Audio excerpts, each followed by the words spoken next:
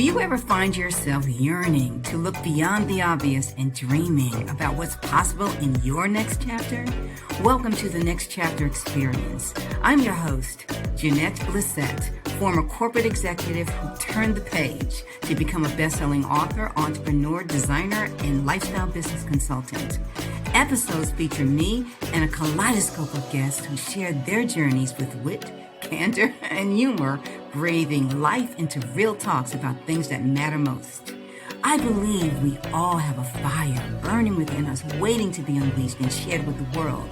It may just be a matter of time. So let's get together, turn the page, and get this adventure started.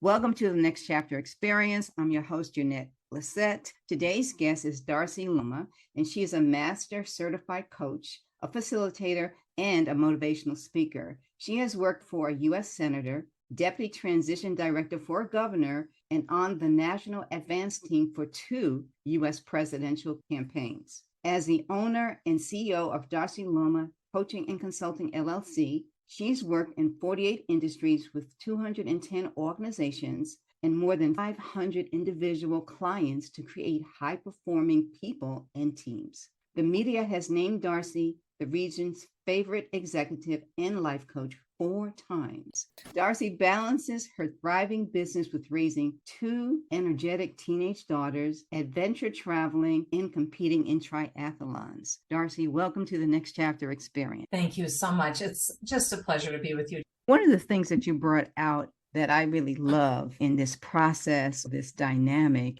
is really thinking about what you have control of in the moment. And I love that because it makes so much common sense. Yeah. Rather than get all hell-bent on things that are completely out of our control. That's probably why the weather doesn't bother me. Yes. It's out of your control. Why waste energy? So if you could think of the weather of other people that way, you can't change them. And wasting energy being angry, they're not the way you think they should be, or trying to, worse, change them. Just this morning, Jeanette, I had somebody email me. I won't tell the long version, but the short version of the story was this gentleman, colleague. We decided that we wanted to move forward on this event that we had done in the past. And he emailed and said, hey, if you could send me the list of all the participants, then I'll move it forward. He has the list of participants. What? And so in that moment, my first thought was like, what a jerk. But am I not your secretary? Do I have to find the list? You have the list.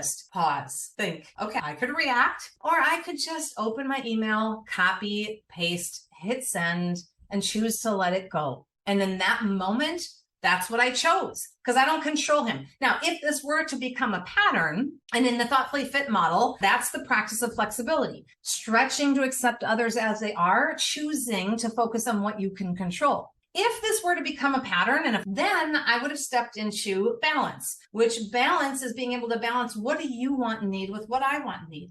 Hey, so I'm just noticing a dynamic and a pattern in our relationship that I want to get curious about and see what you think. Every time there's something to do where there's any kind of administrative, I've noticed that it comes to me. I'm starting to make up, that's because I'm a female and I'm not liking it. I don't know. What's your perspective? How can we design this moving forward? Because I'm starting to notice I'm getting resentful and I really like you. I don't want to get resentful. I want to keep working with you. Yeah. But here's a quote that I wrote down from you, and it's very simple, and I love this. While you don't control what happens, you control what happens next, always.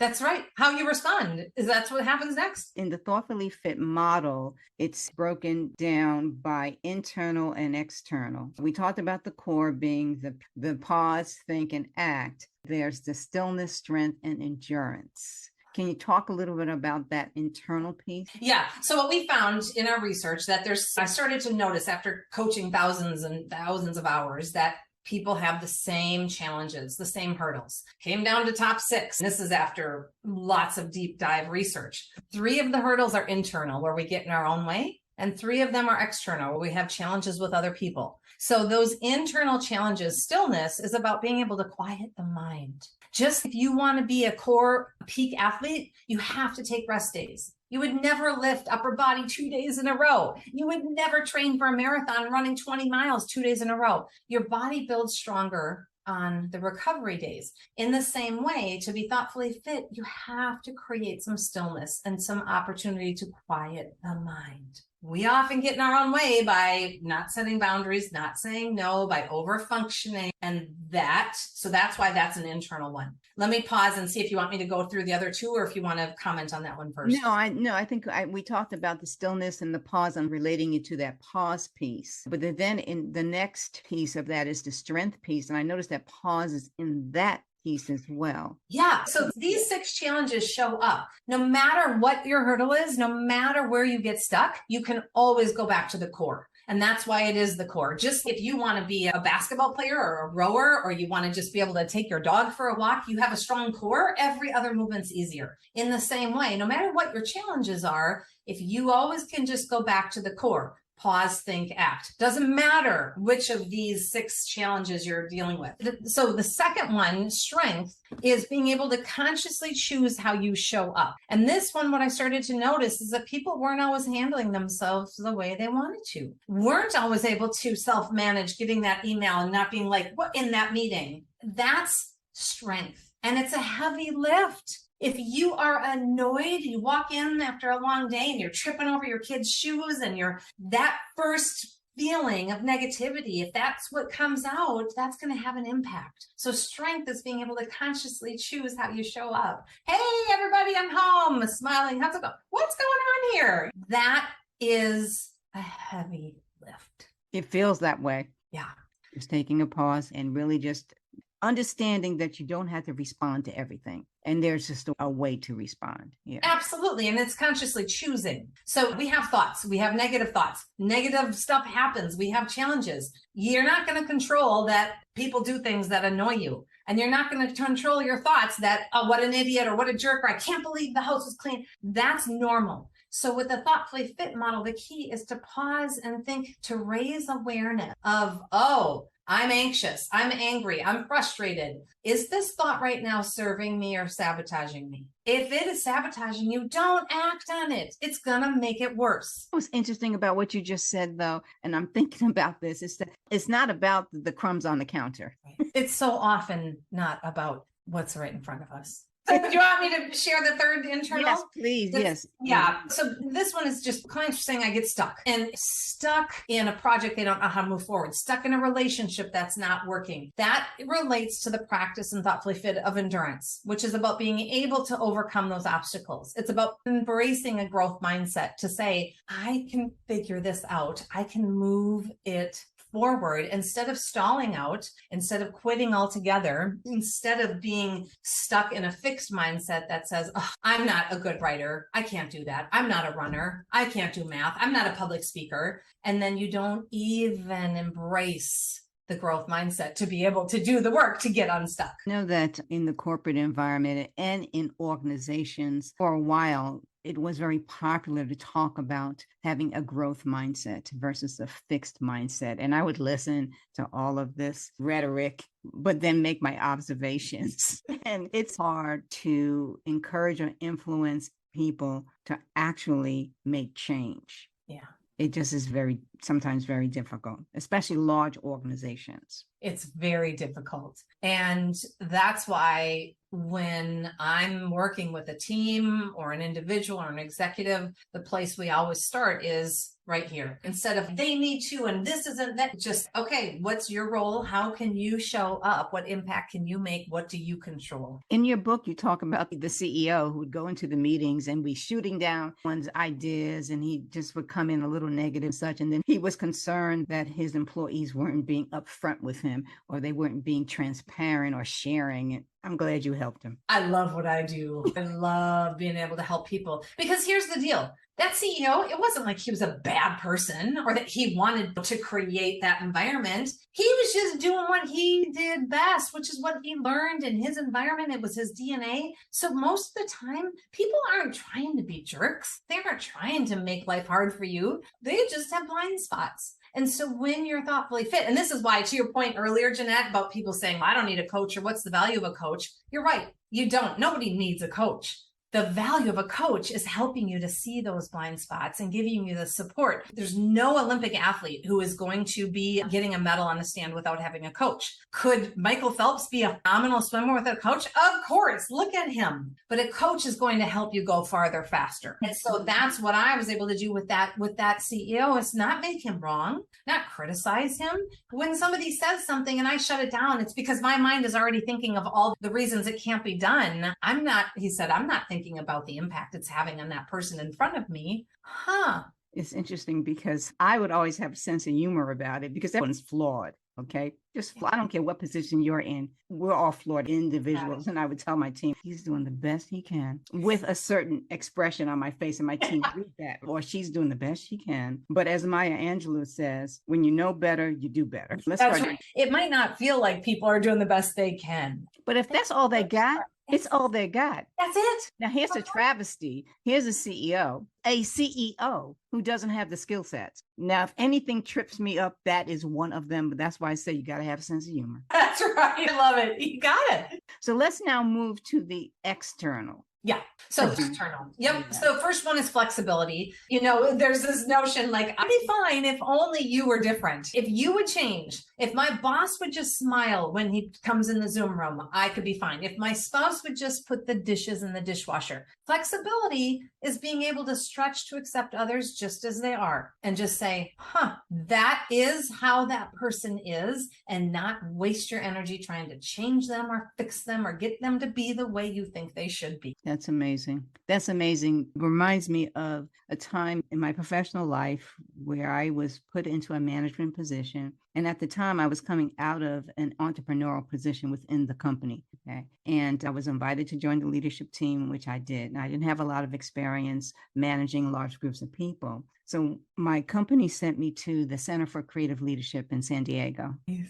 So I went. Part of the process was to have a 360 feedback survey done. And they gave me the outlook of what my team felt about my leadership, if you will. One of the observations they made, and talk about flexibility, was when I would walk in the office in the mornings, the way it was set up, there was two ways to get into the office, the back door or the front door. I would actually walk to the front door, down the hall, and just go directly into my office. My team felt like I was avoiding contact with them, because if I had gone through the back door, I would have walked through the office and I could have said hello or good morning to everyone along the way. I had no idea. That meant so much to them. Yes, that's incredible. And it's such a simple example and such a powerful example. It made me feel very bad. In fact, my nature was so focused on the day, my plan for the day, my appointments for the day, my meetings for the day. And I wasn't thinking about what my responsibility to them was and what they needed from me. I would have loved to have had a little bit more flexibility in understanding me, but I flipped it around and I just opened it up for a very honest and authentic discussion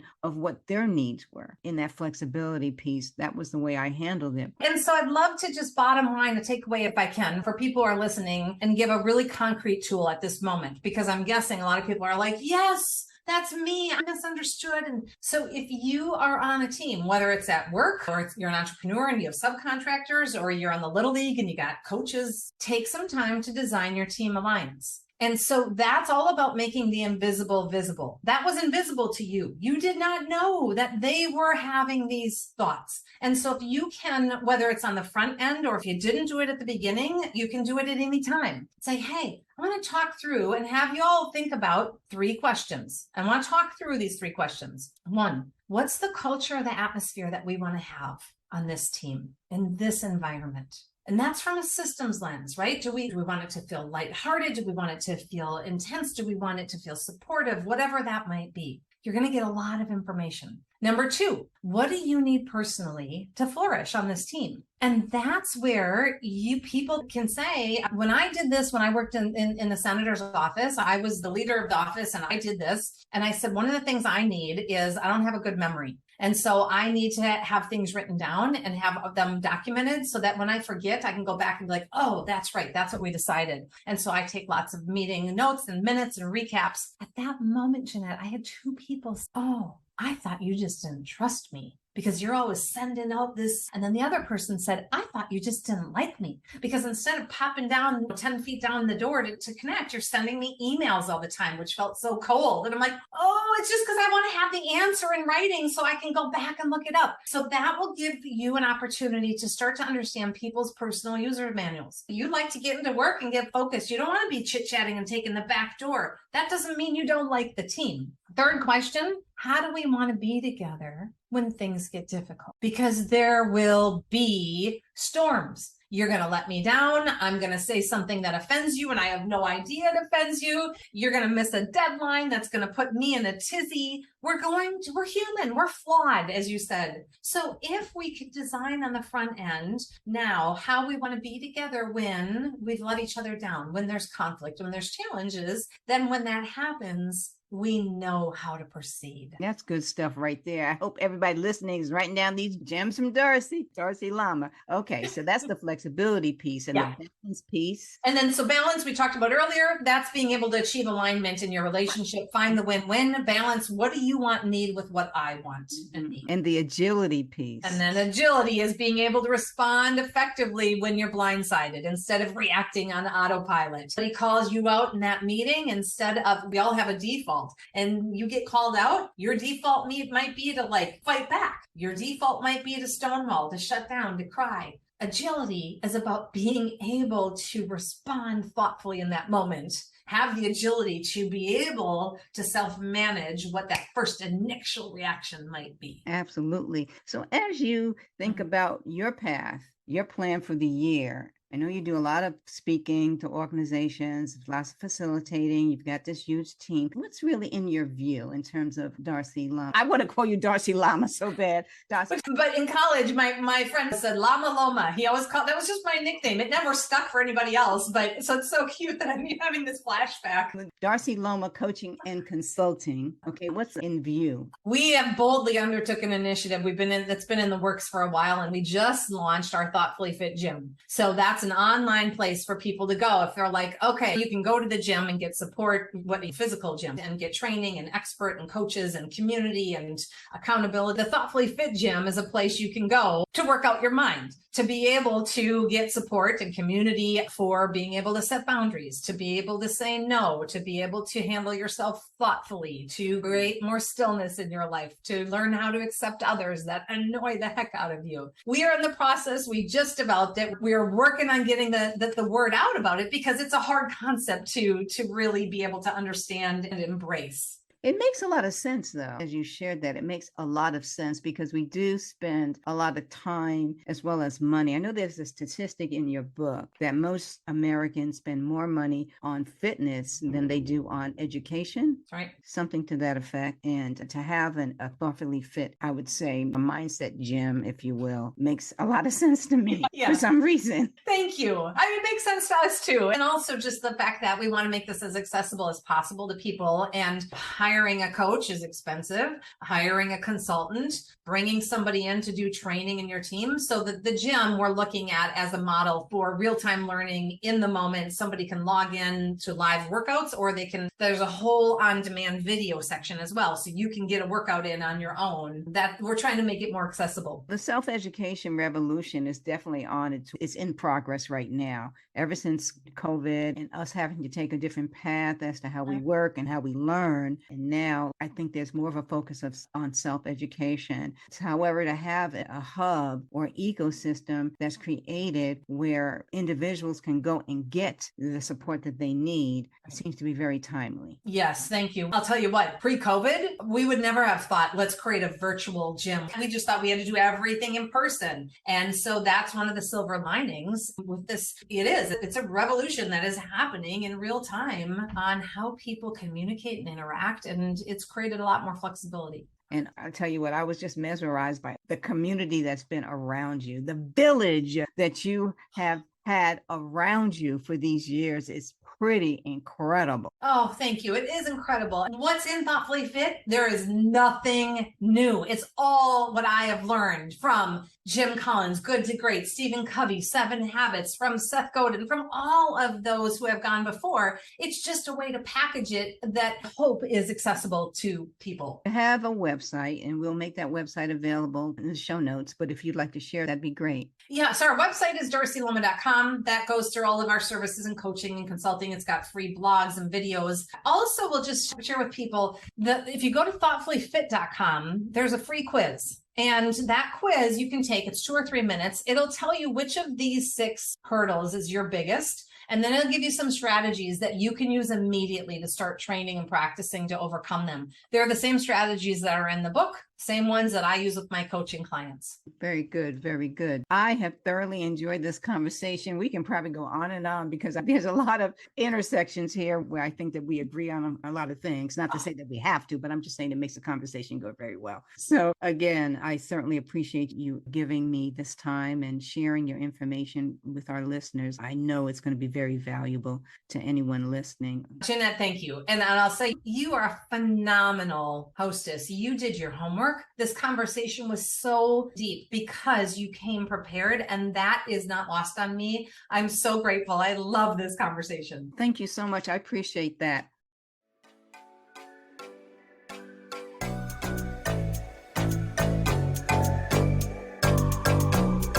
Thank you for tuning in to this episode of the Next Chapter Experience. If you have already subscribed, rated, and left a review, or shared this podcast with a friend, many, many thanks.